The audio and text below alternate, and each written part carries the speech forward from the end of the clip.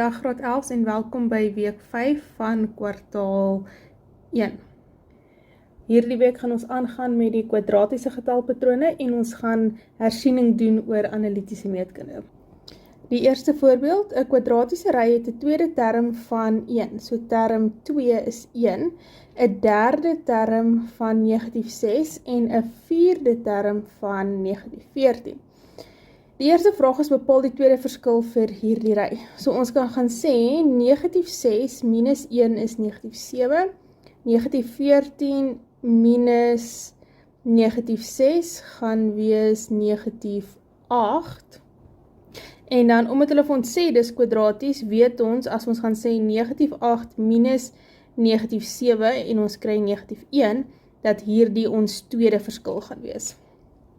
Nou die volgende vraag is bepaal nou die eerste term van die patroon. So al wat jy kan doen is, jy kan terugwerk. So as ons sê -7 plus 1, gaan ons kry -6. En as ons gaan sê 1 plus en as ons gaan sê 1 minus -6, gaan ons kry 7. So dan gaan term 1 gelyk wees aan 7 en ons konstante verskil was -1. So in hierdie geval was dit nie nodig om die vergelyking te vind nie, ons kon dit net uitredeneer.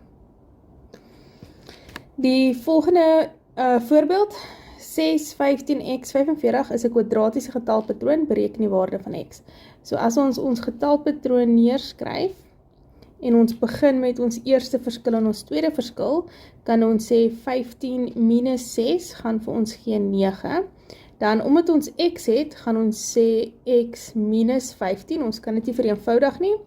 En dan vir die volgende eerste verskil, kan ons sê 45 minus x.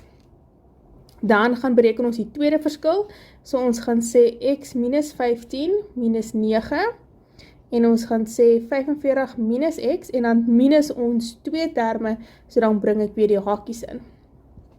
So as ons die eerste tweede verskil vereenvoudig, gaan ons kry x minus 24, en as ons by die tweede verskil, die negatief gaan inmaal, gaan ons kry negatief x plus 15, so as ons dit vereenvoudig, gaan ons kry negatief 2x plus 19. Nou weet ons, 'n kwadratiese getalpatroon het 'n konstante tweede verskil. Ons kry dieselfde getal by die tweede verskil.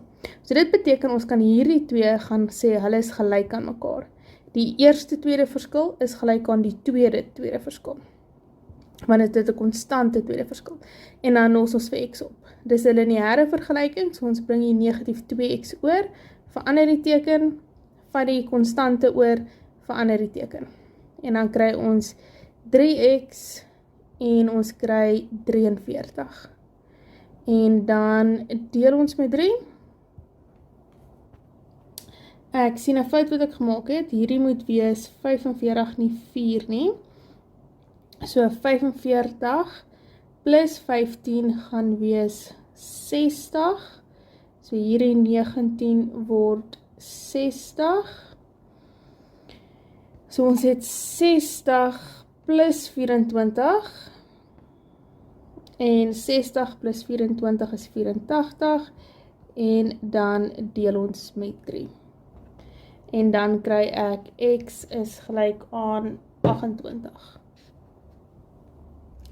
So hierdie som het ek bereken deur die eienskap te gebruik dat die tweede verskil konstant is vir 'n kwadratiese getalpatroon.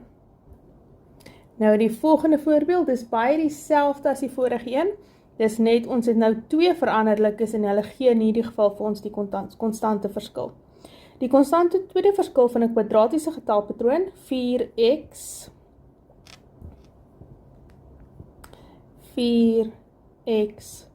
8y 20 is 2.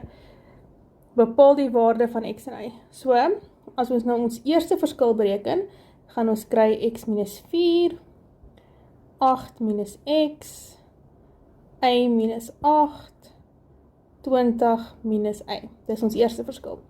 Nou gaan bereken ons tweede verskil, so dan gaan ons kry 8 minus x minus 2 terme, en ons gaan kry y minus 8 minus 2 terme, en ons gaan kry 20 minus y minus 2 terme.